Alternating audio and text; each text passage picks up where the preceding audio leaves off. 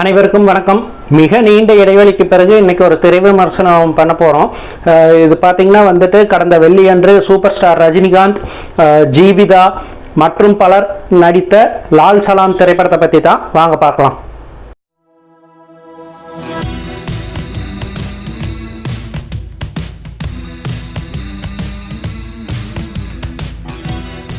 இந்த படத்தை super star ரஜினிகாந்தோட மூத்த மகளான ஐஸ்வர்யாவே டைரக்ட் பண்ணியிருக்காங்க.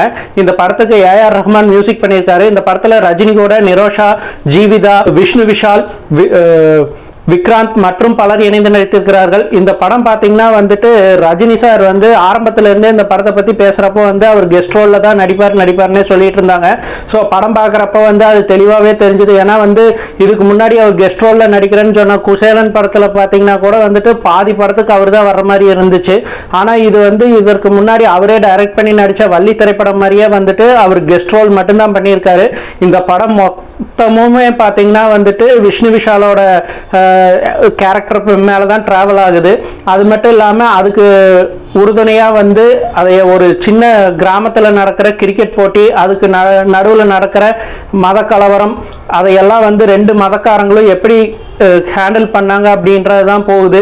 ஸோ இது வந்து ஒரு விளையாட்டுத்தனமான, அதாவது விளையாட்டு சம்பந்தமான படமாகவும் இல்லாமல் ஒரு மத நல்லிணக்க படமாகவும் இல்லாமல் போனது தான் வந்து மிகப்பெரிய போகுல் இந்த படத்தை பொறுத்த வரலாம். படத்தோட மெயின் கதையே வந்துட்டு ஒரு கிராமத்தில், அதாவது விழுப்புரம் மாவட்டத்தில் இருக்கிற ஒரு கிராமத்தில் வந்துட்டு விஷ்ணு விஷாலுக்கு ஒரு டீம், கிரிக்கெட் டீமில் இருக்காரு. அவருக்கு ஆப்போசிட்டில் ஒரு முஸ்லீம் டீம் இருக்குது. இவங்க ரெண்டு பேர்த்துக்கு இடையில நடக்கிற மேட்சஸில் வந்து அவங்க முஸ்லீம் டீம் எல்லாம் வின் பண்ணும் அப்படின்றதுனால வந்துட்டு பாம்பேயில் வந்து ஒரு தாதாவாக இருக்கிற ரஜினியோட பையனான விக்ராந்தை வந்து அந்த ஊர் மக்கள் எல்லாம் கூப்பிடுறாங்க ஆப்போனன்ட் டீமில் விளையாடுறதுக்கு. சின்ன வயசுலேருந்தே வந்து ரெண்டு பேரும் நெருங்கிய நண்பர்கள் மாதிரி இருந்தாலுமே வந்துட்டு ஆனால் அவங்க ரெண்டு பேர்த்துக்குள்ள வந்து எந்த தொடர்புமே இல்லாமல் ரெண்டு பேரும் எதிரிகளாகவே தான் சின்ன வயசுலேருந்தே வளர்ந்துட்டு வராங்க, அப்பாங்கள் மாதிரி நண்பர்களாக இல்லாமல்.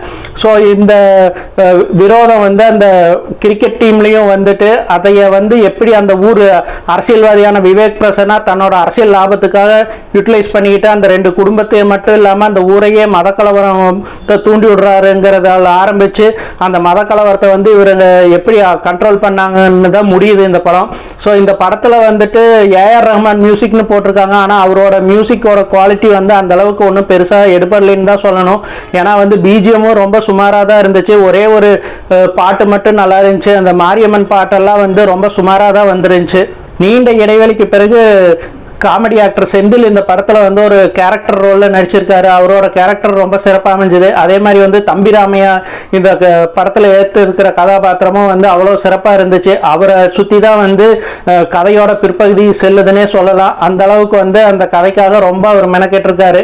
ஆக மொத்தத்தில் பார்த்தீங்கன்னா வந்து இது வந்து ஒரு கலவையான படமாகவும், அதே மாதிரி சூப்பர் ஸ்டார் ரஜினிகாந்த் வர்ற சீன்லாம் வந்து அவருக்கு ஒரு ஆக்ஷன் பிளாக்கு, அவரோட ஸ்டைலுக்கு எந்தவித பஞ்சமும் இல்லாமல் ஒரு நல்ல என்டர்டெய்னராக தான் வந்திருக்கு.